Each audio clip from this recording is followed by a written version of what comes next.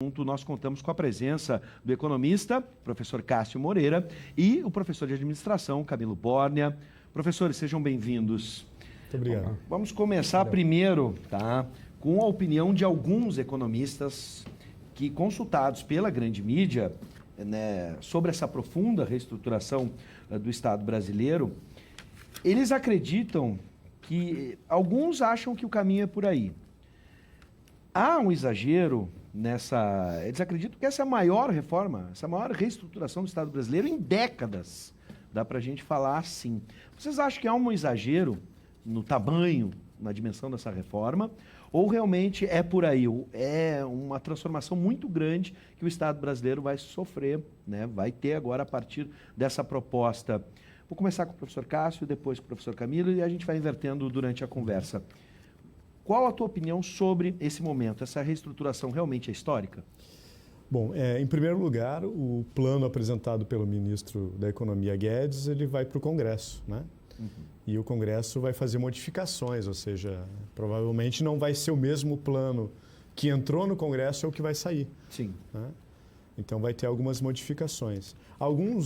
Eu li que alguns economistas têm atribuído o marco, né, como foi o plano PAEG lá no governo Castelo Branco, como foi o plano de metas no governo JK.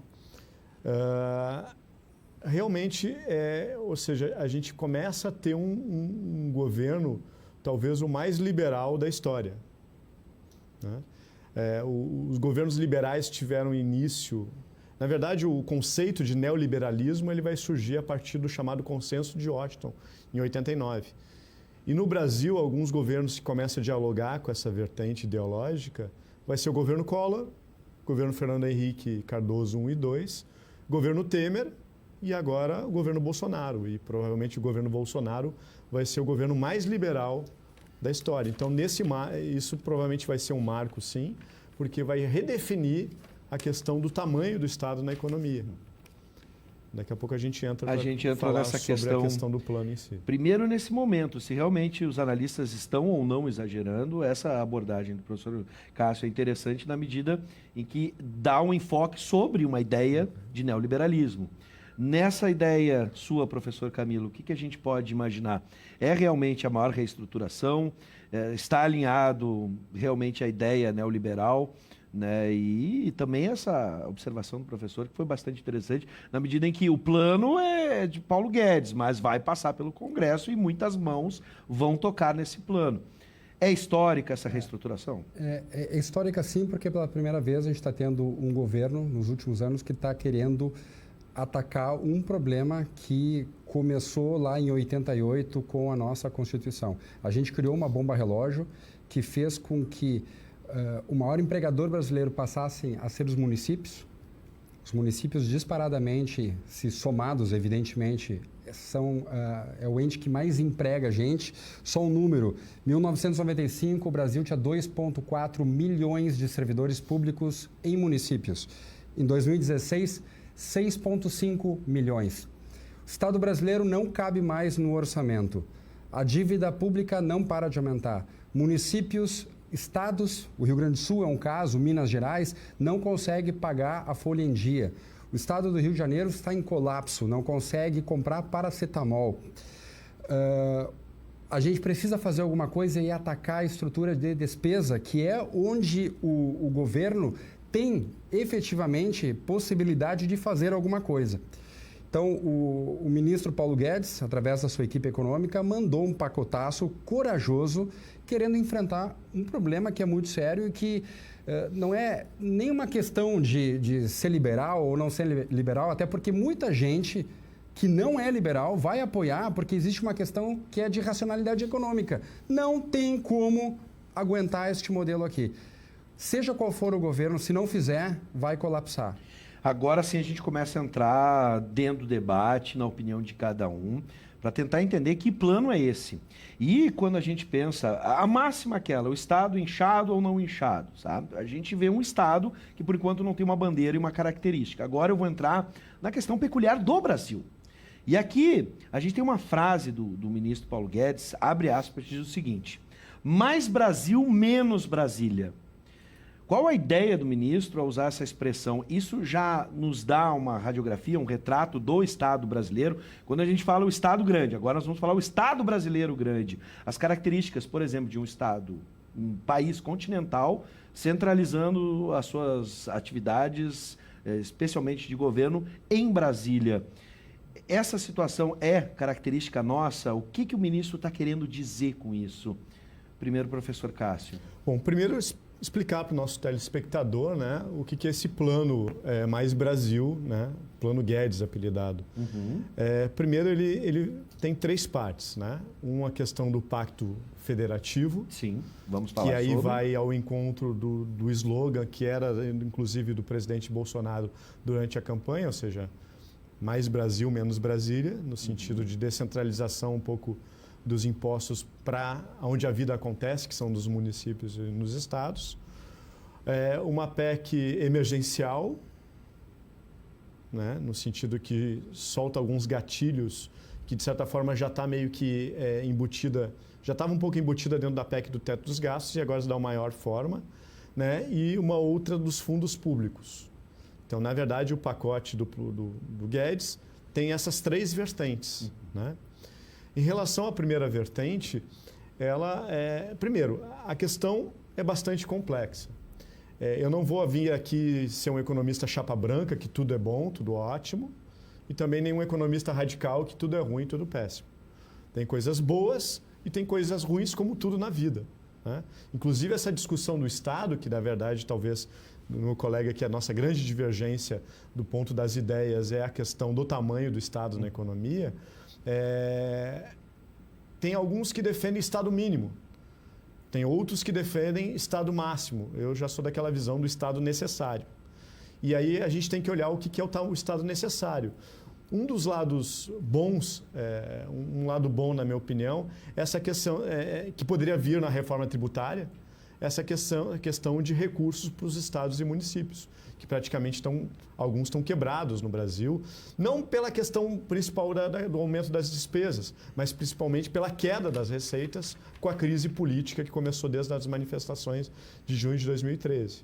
Outra coisa boa que eu posso apontar, na minha opinião, é a questão de alguns municípios com menos, se não me engano, 5 mil habitantes, serem extintos. E eu acho que isso é uma coisa boa. Embora também tenha um lado ruim que daqui a pouco eles podem ser negligenciados.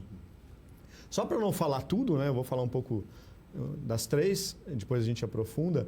A questão da reforma emergencial, ela, de certa forma, acaba meio que prejudicando muito os servidores por erro de alguns governantes passados, né?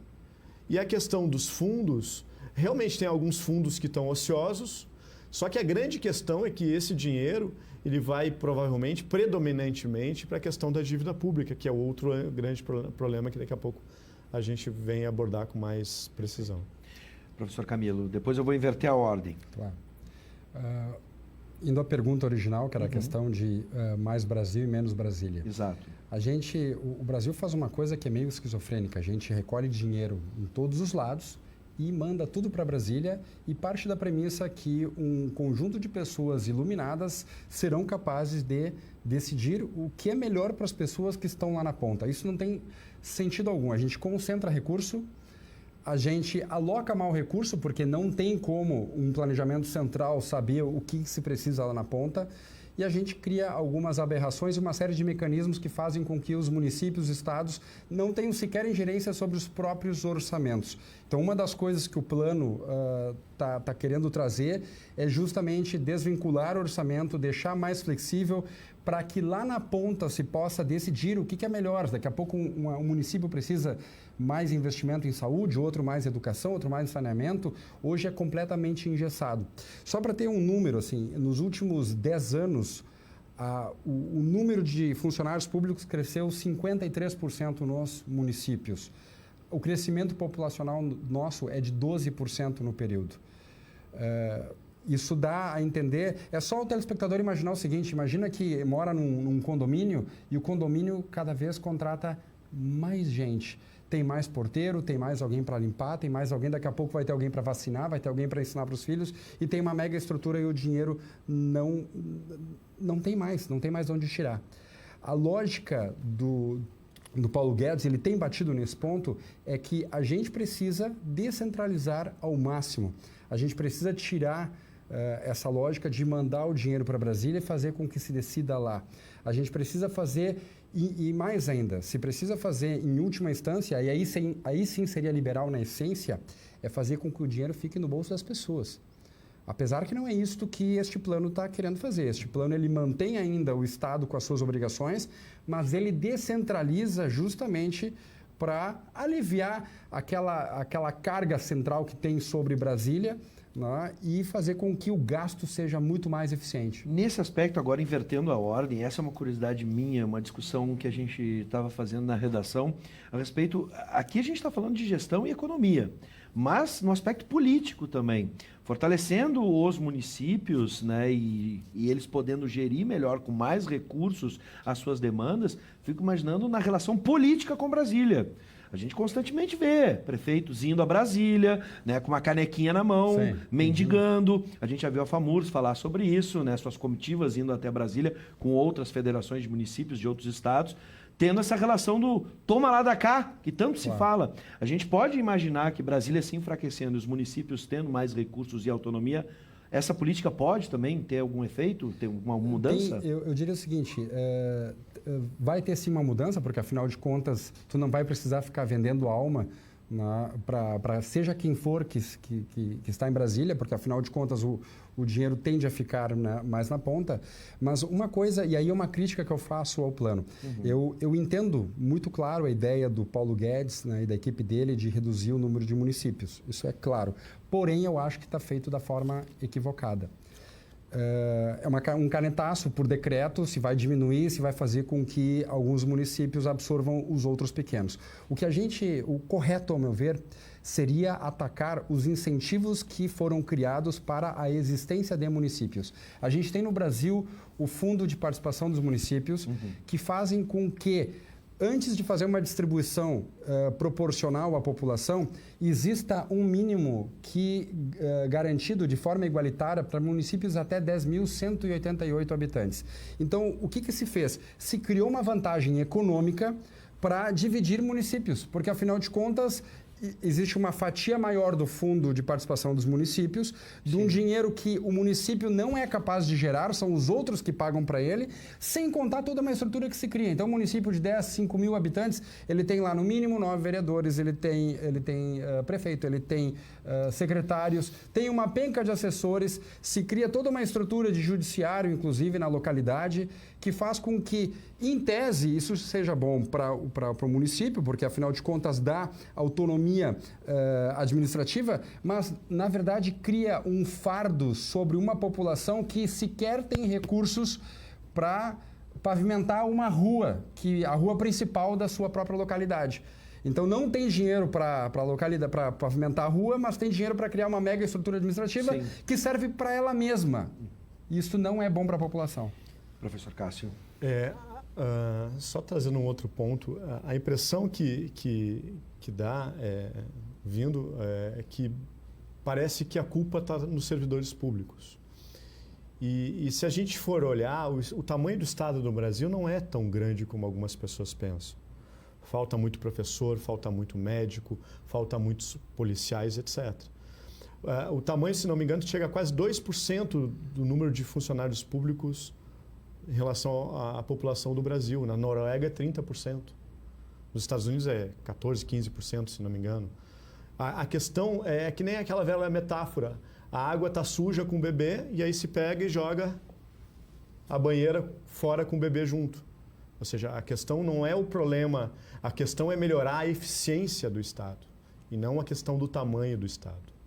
Essa que é uma das grandes questões. Em relação ao ponto do plano, eu concordo com, né, eu acho que essa questão de diminuir os municípios é uma boa ideia, embora daqui a pouco a forma que está sendo feita é de uma forma muito drástica, né? Mas realmente tem muitos municípios que não têm condições, né, de ser um município, só que daqui a pouco eles podem ser negligenciados se ficarem como um bairro, um distrito de outro município. A questão da desvinculação, que até tinha comentado, né, que hoje tu tem um valor mínimo para a saúde ou um valor mínimo para a educação. A princípio parece bom unificar as duas coisas, porque cada município vai poder gerir melhor. Tá precisando mais dinheiro para a saúde, então eu vou diminuir a educação e mais saúde. O problema é que o que dá mais voto no curto prazo é a saúde, que é onde a nossa população sente muitas vezes na pele. A educação é uma coisa que dá retorno no longo prazo. Então, o que pode começar a acontecer, em vez de aumentar os dois recursos para essas duas áreas extremamente importantes, no momento que tu unifica as duas, daqui a pouco vai acontecer que muitos recursos vão ser destinados para a saúde e não mais para a educação. E porque isso liga também o outro programa que o governo quer apresentar, que é o Futura-se, no sentido de diminuir o espaço do Estado na educação pública. É aquele velho dilema que eu estou falando. O problema não tem que botar a banheira fora com a água suja fora junto com o bebê. Ou seja, tem que tirar a água suja e botar uma água limpa. Em outras palavras, tem que o quê? Melhorar a eficiência do Estado brasileiro. Atender melhor quais são as grandes demandas. Porque eu até trouxe esse livro que eu estou lendo aqui. Esse livro se chama Um Inventário da Prosperidade. Vou pedir para mostrar aqui. Ele é um livro fantástico porque ele estuda a história econômica dos Estados Unidos e mostrando como os Estados Unidos se tornou a grande potência econômica que ela é hoje. E se tu for ler esse livro, tu vai perceber o quê? Um Estado extremamente participante, né, da economia. Né? Bom, para isso... Na época, por exemplo, os Correios... Sim. Graças aos Correios, que na época tu comprava nos Estados Unidos pela internet, entre aspas, tu comprava, recebia catálogos, tu comprava do outro lado pela questão do sistema ferroviário e tu comprava um produto que recebia em casa. Isso em 1800 e pouco. Né? Ou seja... Isso. Só um pontinho, tá? Tem um contraponto aqui. Já está chegando ao final da conversa, eu vou deixar um minuto para cada. Que é a questão de jogar a responsabilidade sobre o funcionalismo, e eu usei muitos dados sobre o funcionalismo. Não. Quando tu extingue municípios, tu não acaba com professor, com médico, com policial, com guarda municipal. Tu acaba com aquele funcionário da recepção da prefeitura, com o assessor que faz uma função administrativa que não tem sentido ter 2 vezes, 3 vezes. É com esse cara. E não é nada contra a pessoa, vamos deixar isso muito claro. É sobre a lógica de tu ter uma estrutura que é grande demais que tu poderia condensar.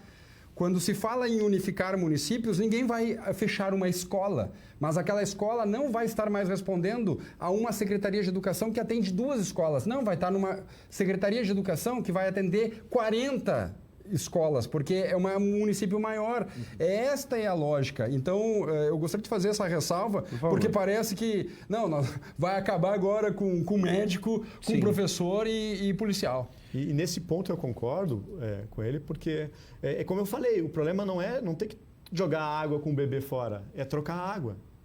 Né? Ou seja, assim como vai acabar com Câmara de Vereadores em cidade minúscula, né? Vários vereadores que muitas vezes o dinheiro falta, para outras áreas tem vários vereadores numa cidade minúscula, prefeito, etc. Perfeito. Né? Então, eu quero agradecer a presença do professor Cássio Moreira, economista, e também do professor de administração Camilo Borner. Sejam sempre bem-vindos, professores, sempre atendem os nossos convites e a gente se encontra em uma outra oportunidade. Ótimo. Obrigado. Bom, e especialmente depois, né, do que o Congresso vai fazer com este plano, porque vai colocar a mão e a gente vai ver o que vai sair depois. E já fica aqui o convite. Até o próximo encontro. Obrigado. Estamos encerrando o Conexão RS de hoje com o horário alternativo do programa. Se perdeu algum detalhe deste produtivo debate que tivemos hoje, às 10h15 da noite, depois do Jornal da Cultura. E para encerrar, fiquem com um lançamento. É o clipe da Marília Mendonça com a